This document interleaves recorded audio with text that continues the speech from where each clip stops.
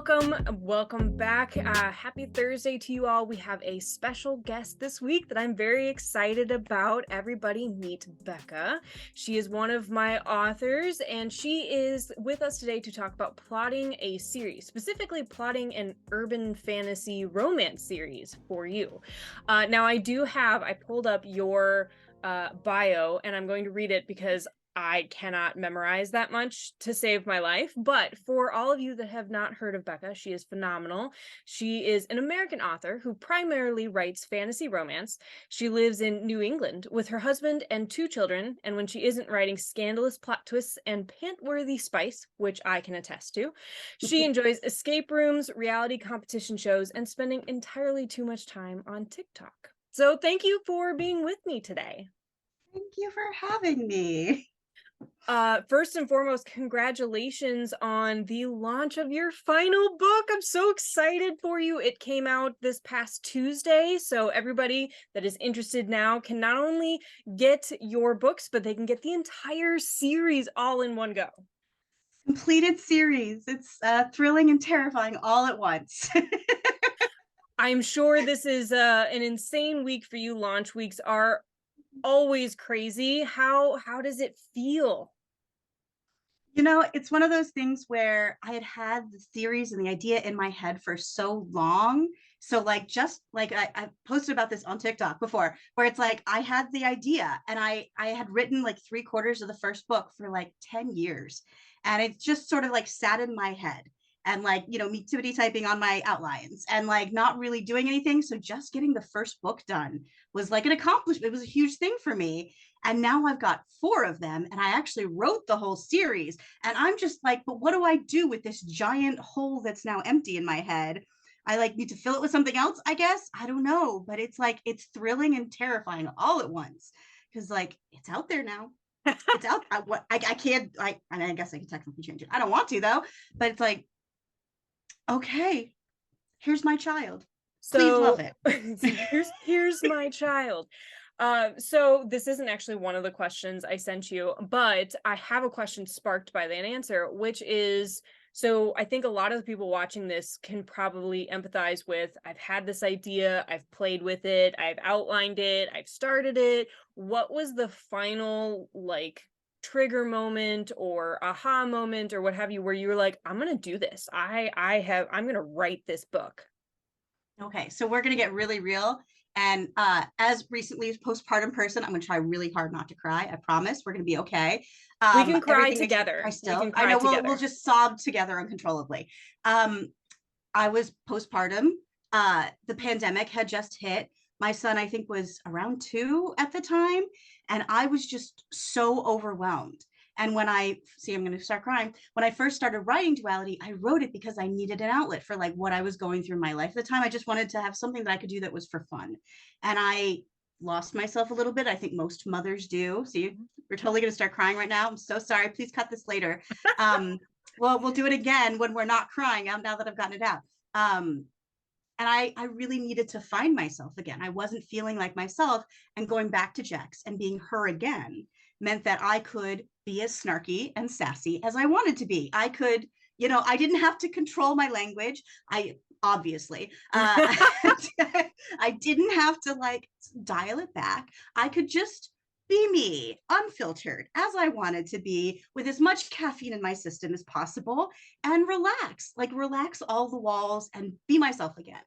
And that was really important to me. And it's funny because like I have a little sister who's also a first time mom now, and she's going through it. And it's like, what did you do to feel okay again? I was like, well, I started publishing books. I don't know that that's right for you.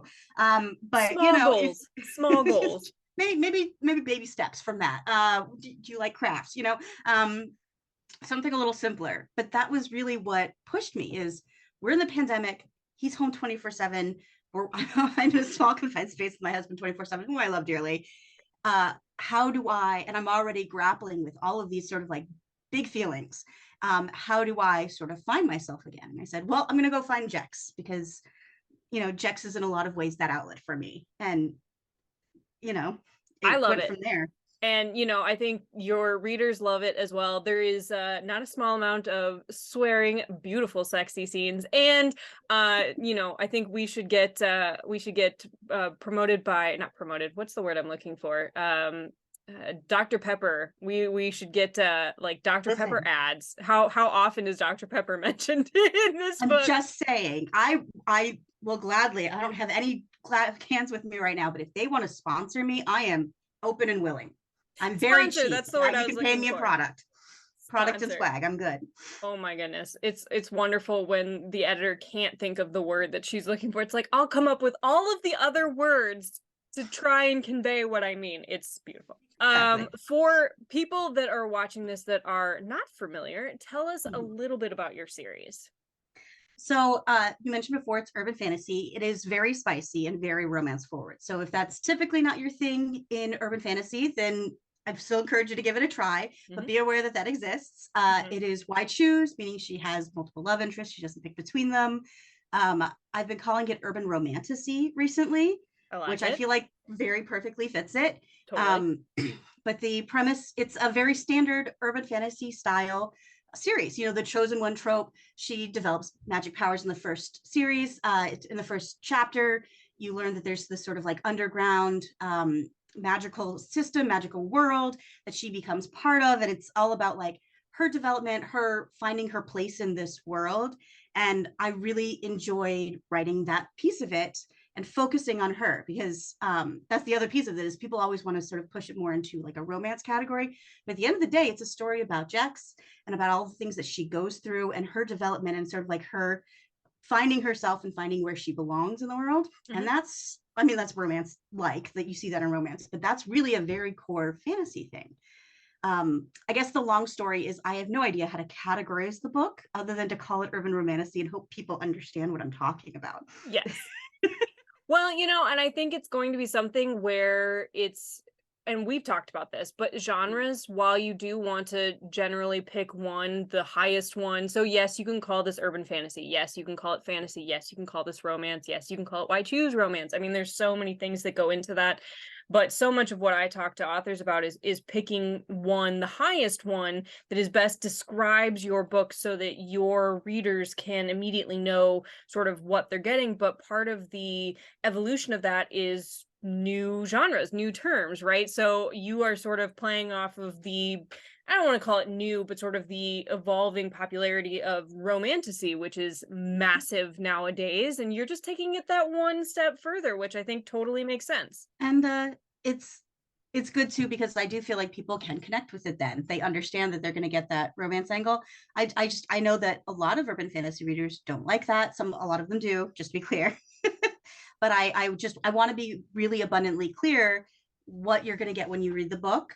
Just to readers in general, I make sure I put trigger warnings on things like that because I do think it's really important for an author to explain what they can expect, you know, what the reader can expect.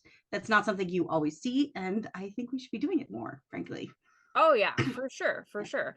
Well, and I think, speaking to readers, I think as long as you're clear, like you said, yes, there are a lot of people that like urban fantasy, just pure urban fantasy, which is awesome. But then there are other people that want a little bit more spice. I mean, Laurel K. Hamilton would not be where she is today if people didn't want spice with their It's urban true. fantasy, because I feel like she's sort of the reigning queen of that entire, I mean, I don't know anybody that likes urban fantasy and romance that hasn't read, Anita Blake. At least if they haven't read shoot, what's the other one? She has the second one, which is more spicy. Oh, Mary Gentry. Mary Gentry, yes, that Love Mary series. Gentry. Which, if you are a fan of lots of romantic partners, that one is on your list 100%. But so as you wrote this story, and this is a question that is for me, that you and I have talked about, how much of this overarching series story, the plot, everything like that, how much did you know in the beginning versus what evolved? So as a quick disclaimer, I think I mentioned this in the beginning, but I am Becca's editor, so I have been along for this beautiful journey and had the absolute pleasure and honor of nitpicking. I'm going to call it nitpicking. In the but best getting possible way. And appreciated nitpicking. but getting to ask tons of questions, and that's my favorite part of the process, is like, this is phenomenal, here are my questions to make it even bigger and better. And so my question is, how much of the end story or the entire series was like as you had already plotted it, or what you had an idea for, versus the evolution of writing and editing and revising? You know, I I'm an epic plotter, so like my outlines are extensive, like down to like blocking fight scenes and things like that. I just it's a movie in my head, and when I go to write it, it's like the last thing I've done. You know, I'm basically just transcribing what the thing in my head says. So I really had a really strong idea of what I wanted the series to do, how I wanted to go. Over the years, I had changed my outlines. Like originally it was going to be 5 books, and I changed it to 4 and reorganized some things. And even when we were writing, and when I was writing it and we were going through the books themselves, I did make some fairly big changes. Just like on A my, few. oh, well, with your helpful input, very helpful input. But like even like when I was drafting it, I ended up reorganizing things, moving things to other books. Like there were a couple of bigger scenes in a second book. I don't, spoiler warning, just like up again, you know, like I wanted, for example, Derek and Jex to be a little bit more resolved Hmm. before we go into the finale of the second book. And it just didn't have space for that. Like the book was so ungodly long. And I know that you tell me they don't care, but I care. You know, and I wanted them to be like in a better place to make that fall a little bit deeper. Like it wasn't bad enough, right? But I Deeper. wanted them to be a little bit, you know, a little bit more forgiving. And I just didn't have the space for that. And I ended up moving the scene that I had written for that into the third book, which is when you see them reconcile. I turned it more into a reconciliation, gave it a little more heft. Hmm. And then like I also wanted her relationship with Nikki to be a little more solid in the second book, going into the third book. But I just, again, there wasn't space for it. So even in the moment, I'm having to like move things and rearrange things, which was a little like my OCD brain just went, oh God, do we have to do that? Do we really have to? And I'm going, yes, it's 500 and something pages. It wasn't a small book. It was not a It was, small book. Well, and everyone gets longer every book. I'm gonna warn you, that you viewers out there and you future readers, Becca is very well known for her massive and gut-wrenching cliffhangers. Mm-hmm. And you guys have the awesome ability to be able to speed read through all of these books. I That's a had good to point. edit this and go, okay, do you know what happens next? Because you can't leave me like this. Mm-hmm. Mm-hmm. So And then great. the whole conversation of tell me, no, don't tell me, but just a little tell me, just tell me a little. What if this? And then and then I have to go, do you really want me to know? And then you go, no. I'm like, I can't sleep. I need to know that it ends okay, but you can't tell me too much because I want to go into the edit blind. Like, I want to give you my genuine reactions, but also I need to know. Just tell me, I need to know. Yeah. Well, and there have been times too, like we were talking about earlier, we talked about before, like where you'll make comments on things that are bigger moments. And like in my head, I'm going, but I need this to happen. And you're like, do you though? And I'm like, yes, I do. And I can't tell you why, but I do. I definitely do. And I remember even all the way in like the first book, like spoiler warning, we're gonna cross the top. We had a conversation because you wanted the Cure to be more menacing in the first book, Hmm. and you wanted them to be a little more fighting in the streets type thing. Yep. And I didn't necessarily disagree with you, but I needed the Abram to be holding them back. I needed them not to have open war yet because that happens later. And I needed Jex to be able to grow in her own little safe bubble for a little bit. Yeah. And it was like you made that comment, and I was like, yes, but do Which they I need feel to? like Do they really need to? is our whole relationship. Yes, but. And then I'm like, okay, I see that. Yes, but. Mm-hmm. But I think that's an important thing, which is uh, part of the evolution of a really good relationship between an author and an editor is the trust of, we're both enjoying the process. We both have sort of a um unique vision for where this is going, but it's not uh, you know, a bad thing when it's like, well, what about this? Or what about this? And it's not a bad, like, you have full control because you're like, I hear you, but no. And I'm like, okay, then as long as you're going into it fully armed with this is not what you wanted to do, and here you understand why, I'm cool with it. Because then when your readers come to you and they're like, but why aren't they fighting each other here? You can be like, haha, just wait. Are they though? Maybe you don't. I don't know, but that's been one of the things that I've always really enjoyed working with you. And one of the reasons why I kept working with you was that you would make these really great comments and they would force me to think about it and Mhm. like sit with it for a little bit and sort of really decide whether or not I wanted to not disregard, but I wanted to say, I understand, but and you were always really great about like just letting me go and do my own thing.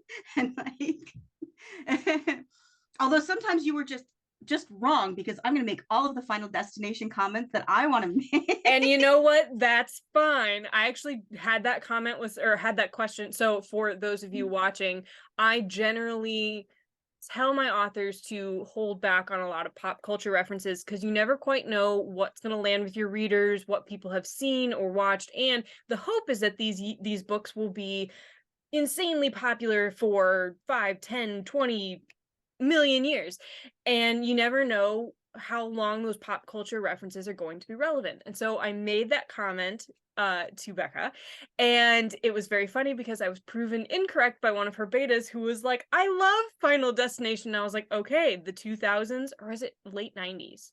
I think Well, it's so the line was, I trust you about as much as the safety cables on a Final Destination logging truck. mhm. And it was just, and you were like, are you sure you want to put this in? And I was like, I hear you. And I typically will listen. And I have over the course of the series done a lot less on the pop culture references. But then, like, when the book came out, and the very first popular highlight I got in the book was the Final Destination line. That's right. That's right. It was a reader. Facebook It wasn't a highlight. beta reader. That's right. No, it wasn't a beta. It was literally people highlighting as they read the book. That was the very first popular highlight I got. And I was like, well, I'm glad I kept it. Hey, editors can be wrong. You won't hear me say it, but editors can be wrong. Okay, Um, just when you think later, just loop Susan on a refund or repeat, yeah, like that line exactly. again and again. This is being recorded, right? It is, and unfortunately, I feel like my other authors are gonna watch this and send it to me and be like, "You said you could be wrong." Be like, "You have no proof. You have no proof." Um, Scrub One it of the from the things I internet. wanted to ask you about is, so your book is Why Choose, which means there Mhm. are multiple love interests, Mhm. which means there are a quite literal crap ton of characters in this book. And I'm not even just talking about the love interests, but I'm Mhm. talking about you have, different factions, you have an entire world. What was it like not only coming up with that, but balancing that? I know you said you're a huge plotter, but even for somebody who's a plotter, that's a lot. Yeah, it's one of those things where you have to really think it through and sort of like dwell on who is important and who isn't. And there have been times where I've changed people and sort of combined people. But it's important that you're thinking that every character has a purpose so that you know that if you've put them there, you know you need them for a reason. Um, but then you need to also fully actualize that person, right? They have likes, dislikes, character traits, physicality, all of that stuff that has to go into thinking of this as a person. Especially with my love interests. So many times you see, especially in White Shoes, where they tend to be a little bit cardboard, and I love White Shoes. This Mhm. is totally not a critique or criticism of the genre as a whole, but I really wanted to treat my love interests as main characters, give them very unique, very interesting personalities in and of themselves, give them interesting and unique dynamics with Jax, because they each have different relationships with her. And that sort of plays into sort of like the broader discussion of like themes in the series. But once you have like your sort of cast of characters and your general idea of where you want to go, it grows from there. And it helps that I am incredibly messy and complicated as a person. So I can have my outlet for all of that in the book and not in real life. Mhm. And then just, I can have them fighting with Seb and Frank and Debbie, and I can put them all there and have them work together, and sort of like play that through its natural course, and that's what it becomes. Right. I'm sure that made absolutely no sense, but I hope it did. It made sense to me. Granted, Okay. I'm not the one attempting to do it. I get to sit on the It made sidelines. sense to me at the time. Right. I get to sit on the sidelines and go, yes, totally. Kind of? Yes, I think so. Yes. No, that totally makes sense. And it's a unique perspective, I think, especially because so much of your characters come from you, right? And I agree. I am also a huge fan of Why Choose, but I do agree there are a lot of books out there that really just focus on the intimate aspect and not necessarily on creating whole unique characters. And I love having a whole heaping of both. Let's be real. We gotta embrace both, which we did for this series, and I'm here for it. We actually had that discussion, which is this author right here that you're watching right now, fellow viewers, asked if it was too spicy, and I gotta say, I've never been more disappointed. My answer was no. And those of you that watch this that get to book 4, come talk to me because I would love to see if anybody agrees or disagrees with me. Well, remember, I'm coming at this from the frame of like urban fantasy readers don't like heavy spice. So I'm like, oh God, what am I doing? I think you kind of threw that out the window with like book 1. So, once you've sort of, dug yourself into that hole, let's just, let's see if we can get to China. I'm here for it. Like, let's go all the way. But I love it. Well, I remember there was a conversation at the end of book 2, like when we were doing this, and I was like, it's gonna get spicier again. And you were like, that's okay, that's fine. And I was like, are you sure? Are you sure? And you were like, yes, just trust me, I can take it. Well, you Please never send know. it to Some me. people have like, sort of the different lines of what they're wanting to read or comfortable editing or anything like that. I'm like, I'm here for it. I'm here for it. So that was a ton of fun. Because then obviously you get attached to characters. You know how much I got attached to your characters. Because I will say that Becca enjoys torturing her characters, and I had to have some frank conversations where I'm like, don't do this to my beloved. Like, don't. I'm not gonna say names. I'm not gonna name names. But how dare you? How dare you? And so that was a ton of fun, and I'm sure it was a ton of fun on your end to write as well. So And it's always fun when the person you're working with and who's doing like edits, or if you've got a beta reader, are like really invested in it. And then you get the comments, they're like, no. And you're just like, yes. yes, yes. Yes. So you've talked about sort of plotting the series, having sort of an intricate world building, lots of characters, everything like that. So as kind of my last question, what is your advice for authors that are either starting out or trying to do this or branching into a multi-book series from writing just that one singular book? The biggest thing I would say is just sit down and start writing it. I feel like especially if you're a plotter, it can feel really restrictive that you need to know what you're doing before you go into it. And although I typically feel the most comfortable doing that, um, at the end of the day, what you put onto the page could vary. So just start writing it. Like whatever if you're a pantser, just start writing it. Start getting something on paper. If you're a plotter, just start writing it. If you need to change it, be flexible with yourself, because that is like the hardest thing I find is just sort of like forcing your brain to stick it into the page. And I'll give you a perfect example of that. I have a second epilogue for the series that I still haven't written, even though I've written the whole thing in my head.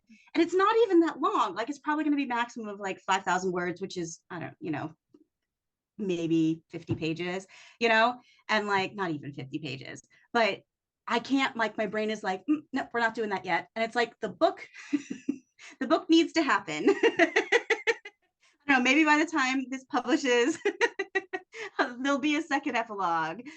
Here's fingers crossed, knock on wood. But Well, it's see, just here you go. Now is your deadline because you've promised this to these people. now I've got a fire. Now I'm gonna have to do it. I promised it. You can do this. I believe in you. But so yeah, that would be my thing is like when you're doing all the planning, when you're thinking about it, when you're dwelling on it, don't forget to actually do the thing. Right? It's hard to not think about that. And I'll give you an example that I used to give to my friend, that I gave to a friend once in law school, which is you can't be too timid to try it. Right. And I gave her the example of like when you're fishing, like as a kid, I used to go fishing with my dad. And fish are squirmy and kind of gross and they're slimy and they like look at you with a big eye and you're just like, you're a little girly about it. And like I remember my dad one time telling me, just grab the fish. Like stop squealing and grab the fish.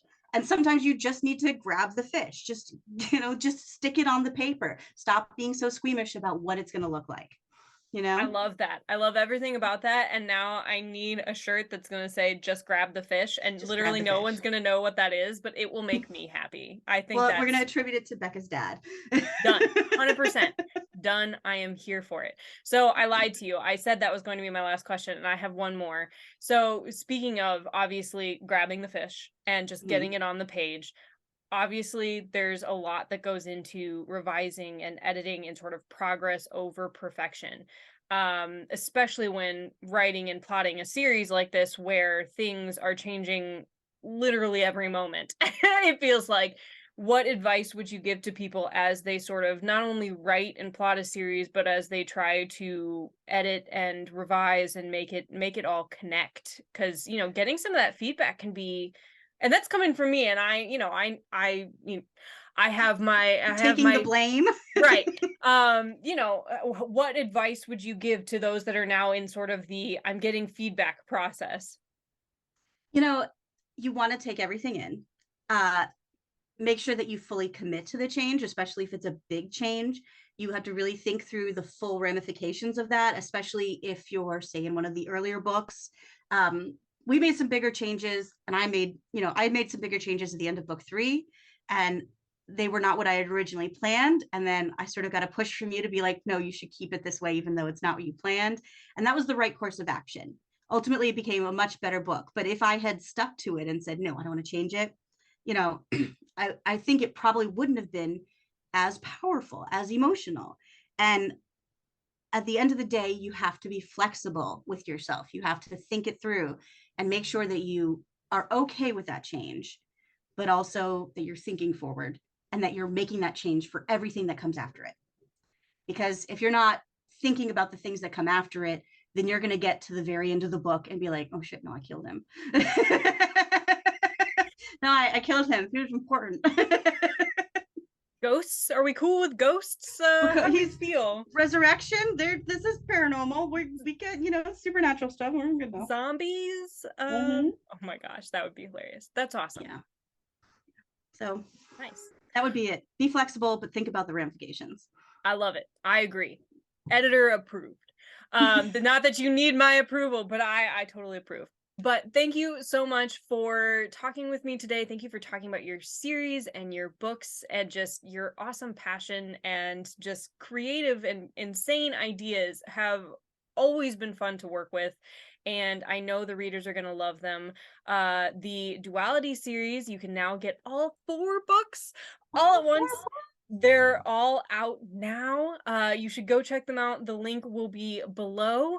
And happy reading to everybody. And thank you so much again. Thank you for having me.